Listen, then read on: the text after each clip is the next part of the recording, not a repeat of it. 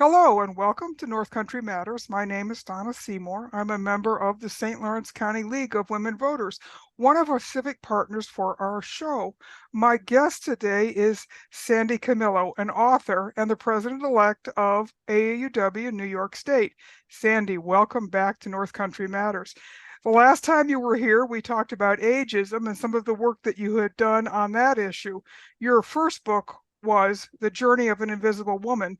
Today, we're going to talk about your second book, out this month. Hi there, Donna. How are you doing? Well, my book is out this month. It's actually out, it launches on the 27th. And the first thing that people usually ask me is why? Why did I write this book? And I will tell you, without being too provocative, I love men. This is the truth. I love men. I have a daughter, but I also have three sons. I have two grandsons, and I have had two husbands. I still have one of them. But with all those men in my life, I often wondered in conversations throughout the years with them if I really knew what they were talking about. It wasn't that I didn't understand their words, their language. I wasn't sure if they were telling me what they were really thinking because they were worried perhaps they're going to hurt me if they tell me the truth about something. Or even worse, am I going to yell at them or go crazy in some way? I'm sure that a lot of us have had the situation where, we're getting ready to go out and we ask our partner, hey, what do you think? How do you think I look? Does this look nice on me? And immediately they're like, oh, you look fantastic. You always look fantastic. Now, is that really what they're thinking, or are they thinking other things? So I realized, we speak about women and the gender bias, which is really bad with women. But by the same token, men many times have not had their voices heard. This is their opportunity. And I think part of the reason is fear. They're afraid if they say what they're really thinking, they'll get into trouble or they'll hurt the person they love. This is a chance for them to speak, to say the truth, to say what they're really thinking. That's why I wrote the book. I wanted to have their voices heard too. So that's a great segue into what we're going to be talking about, which is the title of your book, The Shocking Truth, What Men Really Think About Women. So let's dive a little bit into your research and what you discovered. So tell us about your research techniques. How did you get men to open up to tell the raw, unfiltered truth, especially about how they felt about women? Well, I'll tell you, it's interesting because I've had people ask me that question, my family particularly. Where'd you get these answers from? Not that they don't trust me if I said I got these answers, but I knew that I didn't have the authority to say what men were really thinking. So I started looking at comparable books before I started writing, and I saw that almost every single one of them was the voice of one person. Either it was a man saying what they thought, one person, or it was a woman writing, a psychologist, what they thought. I wanted more than that. So what I did was I engaged a gigantic survey company. That's all they do is they take surveys. I gave them 12 questions and I said, these are what the questions are. I want you to make up a survey, which they did with hundreds of men. And then they also got women, and I'll tell you why in a minute. And they asked them these 12 questions. The men were all ages. They were from all over the United States. Some of them were from Europe. They were all professions, all sexual identities. So I really had a good cross current to be able to say, this is what men think, because it was anonymous. They didn't have to be afraid. They could really say it. They could put it all out there. So that's where I did with my research. Now, in addition to that, I realized, it's nice to hear these voices, but what about throughout time? What has been going on? I obviously couldn't speak to people back in the dark ages because I'm still here. I'm not, magic, but I realized I wanted to find out more. So that's when my research came in, my personal research, and I went back to biblical times to see, based on behavior, because that's all I had, and circumstances, what would these men have answered to these questions? That's what the research was. So one of the things that you did was you made sure that the people that you were able to survey now represented a broad cross section. You didn't target any one group, you didn't target any one age. So this really is a survey which is going to be valid in all ways, isn't it? Yes, it is.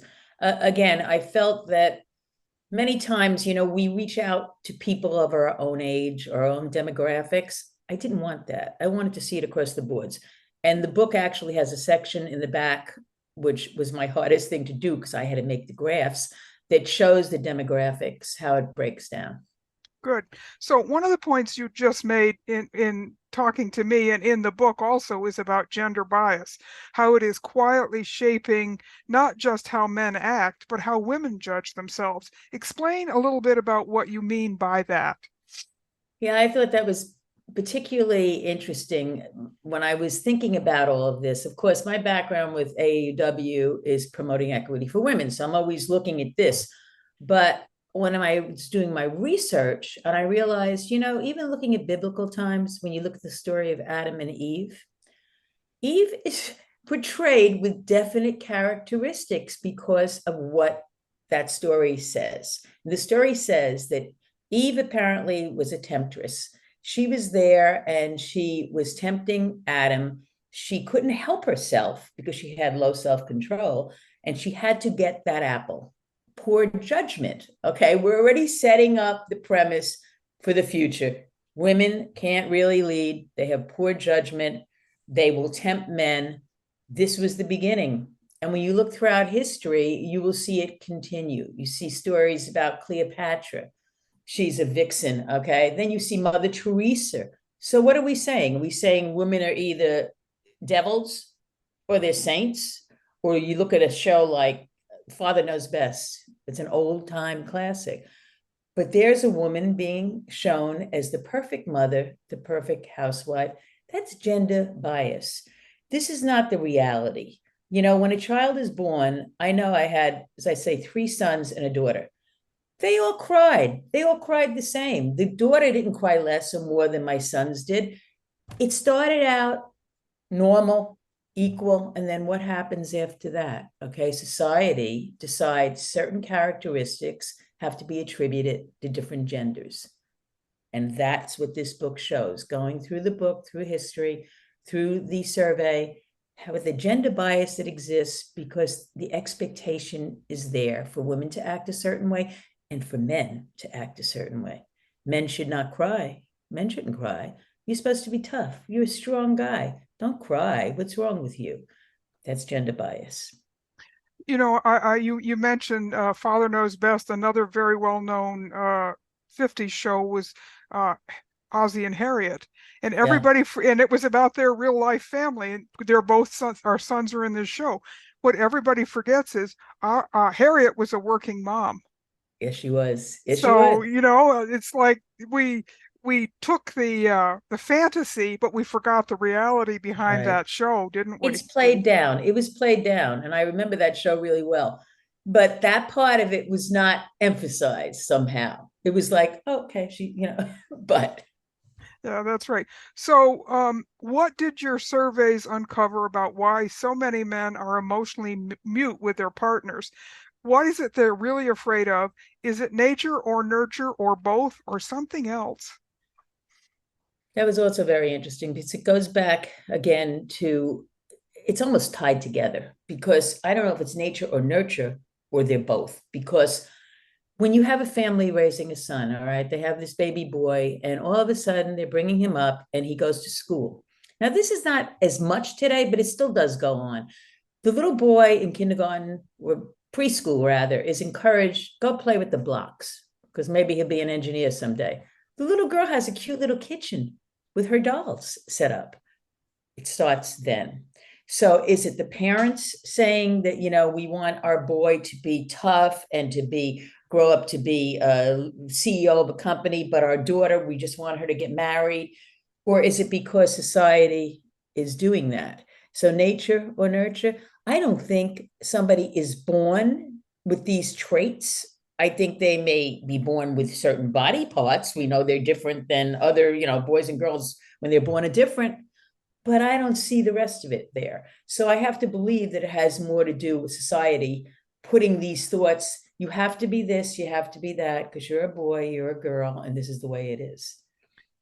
When you were using that example, I remembered my kindergarten and first grade classroom because I went to a very small country school, so those two grades were combined. And in the back of the room, there was the block corner and there was the dollhouse corner, but in the middle, there was a sand table. And it seemed like the sand table is where we were all allowed to meet in the middle. But yeah, there was definitely some, pushing of people to go into their appropriate corner. Yeah. So, and of course, I grew up in the 60s, so everything was, we didn't know what we know now about a No, lot of we these didn't. kind of We things. It didn't. was very much what was expected. Yeah.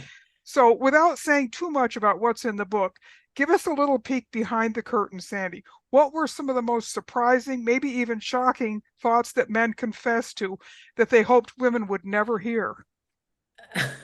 I will tell you, it's amazing when nobody knows who you are when you're speaking, what you'll say.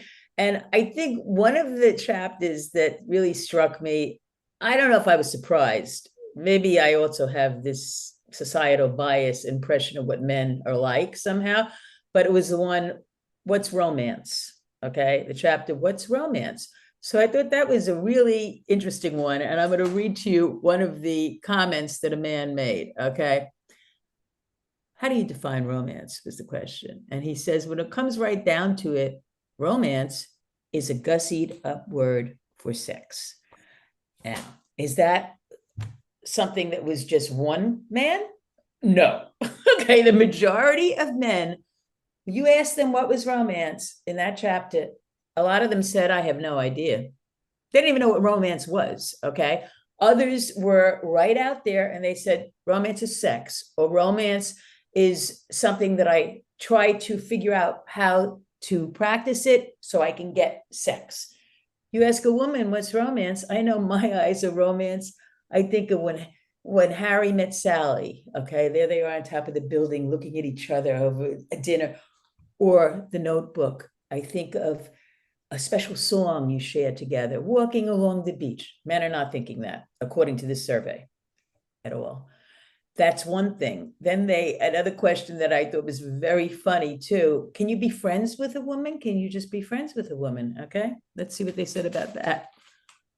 I love this guy too. Yes, if she is ugly. I mean, now, do you think that he would say that, Donna, if you asked him to his face, can you be friends with a woman? Yes, if she's ugly? No. No, absolutely not. You're 100% right. And it's funny because when you quoted what the women talked about, again, what does it come back to? It comes back to movies. It comes back to portrayals. It Yes. doesn't, it's like people can't figure out how to behave without some kind of a visual clue, which Mhm. in the case of our society is either TV or movies, isn't it? That's exactly right. Okay. And it's our sort of like our benchmark. We use that, right? And if those TV shows and those movies don't portray real emotion and real life and real situations, then we are using a false model for our Yeah. behavior, aren't we? Yeah. And it's interesting because we have movies like that, the real romantic ones. Then you have the other ones that are considered romance movies, like Pretty Woman. But what's the concept of that, too? When you really stop to think about it, there's so many characterizations that are stereotyped, Hmm. and it's sad because I know I've lived long enough to realize every person I meet is unique, and I never know what they are until I really get to know them well. And this image that we have, a man has to be this way, a woman has to be this way, it doesn't make any sense, and that's where you have the clashing going on. But even more so, we don't seem to understand each other. It's almost like we're speaking foreign languages, and many times we're afraid to say what we think. You know, you saying that about speaking foreign languages. I remember reading a book, and this is many, many years ago, and the premise of this author's book was that there are three languages. Men speak one, women speak another, and children speak a third, and none of those groups can understand what the others are talking about. Sure. And that's when you get into fights. Okay. Because Yeah. if you don't know what the person's saying, right, you're going to put your own thought on what you think they're saying, and then the clash goes on, right? Yeah. So, this is really, these are really important concepts that you've looked at here in the book. So, one of the ways that you structured the book was to use three fictional characters at the beginning of each chapter. Why did you do that? What were you trying to accomplish by using fictional characters? It's interesting because this book was very hard to categorize because of my doing that. And I did have some comments from different publishing houses when I approached them about, well, this is nonfiction. Why did you do that? I did it because reality is that I like research. Not everybody likes to hear just cold, hard facts. I have a lot of studies I quote in this book also. And that's interesting to me and to maybe to other people that like that. But quite honestly, I want everyone to have the chance to hear these men's voices. Mhm. So I wanted to make it a little bit more interesting. And in every chapter at the very beginning, I have these three men who are buddies for life. They grew up together. One of them is a college professor at an Ivy League school. The other is a hedge fund guy, just with everything you imagine, loads of money, very well dressed. And the other one is a member of the Teamsters Union. And they gather every month at a bar to talk. And I have them speaking at each of the chapters about these questions one at a time and how they would react to these things. So I wanted to just give a little bit of something to people that would find it a little dry if it was simply statistics. And that's why I put them in there. Plus, it was fun. I enjoyed writing about them from their voices. I thought it was different. One of that's a perfect actually way to do that. One of the things we learn in advocacy is that you can quote statistics all day long, but that doesn't make an emotional connection with people. You need to tell stories. So by having these three fictional characters tell their stories as part of the narrative of this book, you're actually helping people to make an emotional connection to the statistics, aren't you? And that's exactly, you hit it right on the head. That's exactly what I was trying to do. And I was using as a basis the comments and the answers that the men made up to the questions. And it wasn't just a poll where you get your, how many percentage thought this or thought that, because in each chapter, I have some of the interesting comments. Mhm. Now, quite honestly, the other day, a person I'm working with on marketing asked me to give her some bad comments because I didn't put some of the truly disturbing ones in, because some of them were just, and interestingly enough, they weren't all from the men. Because as I said before, we also had, I think it was 160 women, okay, who were supposed to answer these questions the way they thought the men would answer them. That was interesting because some of them were just so caustic that I didn't want to put them in the book. And apparently there's a lot of pain there for them to feel that way. And when you see, the men answering questions and making statements, and then the women are basically saying, that's not true, baloney. Okay. My experience has been, this is how they really are thinking in the answer to those questions. And that goes back to the not really being talking the same language, doesn't it? And having different Absolutely. gender biases, Mhm. because we're constantly being bombarded with gender messages, whether they're true or not. But we You absorb know, that. we absorb it, and it's very interesting because each chapter has a different question, as I had said. One of them was about women that are, financially supporting a man and with powerful jobs. Okay. And I've heard this in the past many times. If a man is assertive when he's in the workplace and he's dominant and authoritarian, that's a leader. If a woman has those same characteristics, that's a bitch. So I mean, that's the kind of stuff that we see, and it's a reality. And when I contrasted the woman's responses to what they thought the men said, to me, that was the most insightful part of the book because it really shows these men had no reason to lie. It was totally anonymous, so they could, for once, speak their truth. But these women were not having their truth. So very unbalanced. Yeah, that's so interesting. So I know the book is just going to be released, I guess, just next week, but you must have some feedback from early readers. Who do you think will be reading this book and getting something out of it? Will women read it? Will men read it? And why? I thought that was very interesting too, because I was thinking when I was writing it, oh boy, it's just they're going to say this is a woman's book again, because my last book definitely was geared towards women. I started speaking to people, and I actually, out of the endorsements that I received, okay, the first reviewers, there were 3 men. I think I got 5 or 6 reviews. There were 3 of them were men. And it was very interesting because they felt that this was their chance to hear if other men were thinking what they think. When they go to the gym or in the locker rooms and they're all, smacking each other on the back and being a good old boy, they're in the bar together, they may hesitate to say things like what they're really thinking because they want to be one of the good old boys, because society has said that this is what you should think and what you should act like.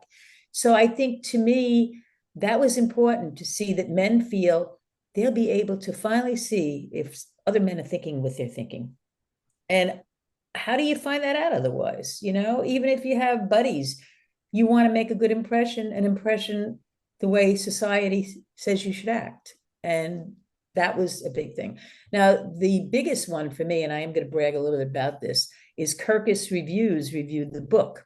Okay. And that's a big reviewer. And I'm going to actually read to you the one sentence they said, because it was quite good. And it explains, I think, too, in this refreshing conversation starting book, Camillo effectively incorporates diverse perspectives on gender socialization, a provocative book that asks important questions. And that's what I wanted it to be. I wanted it to have questions that people in polite society would hesitate perhaps to really say what they're thinking about. So really what you're trying to do is to get people to change the conversation around these issues, isn't it? Absolutely. And do you think that this will be a good vehicle for that change in conversation? I hope so, because I'm going to read to you 2 other things, Donna. Okay. And this is indicative of what I was saying before about women's feelings about what the men would really be saying. Okay. And it wasn't what the men were saying, but this is what they were saying. Okay. Do you think a man could be just friends with a woman? That topic? They said, sure. But I also think he probably has X-rated thoughts, or not at all. They all think with the wrong head. I want that image to change. And if you really sincerely listen to these men and look at their comments, some of them are beautiful, what they said. I mean, I was a little taken aback and thinking it's almost poetic, some of their responses. But that kind of answer from a woman is not what she's thinking. The question about how do you define romance? Having sex anywhere at any given time. That's a woman's comment of what a man is thinking. So, I mean, I was looking through all these responses the other day, because they don't just say yes or no. And I thought, this is important, because even in our own marriages, if we have no idea of what our husbands are really thinking, how do you have a relationship? It's sort of like it's based on, sand. You'll never know. But maybe reading this and the men's answers will make you say, well, gosh, if those guys are thinking that, maybe my husband or mate or partner or friend is thinking this too. And maybe I should open up my thought process to try to relate to them on that level.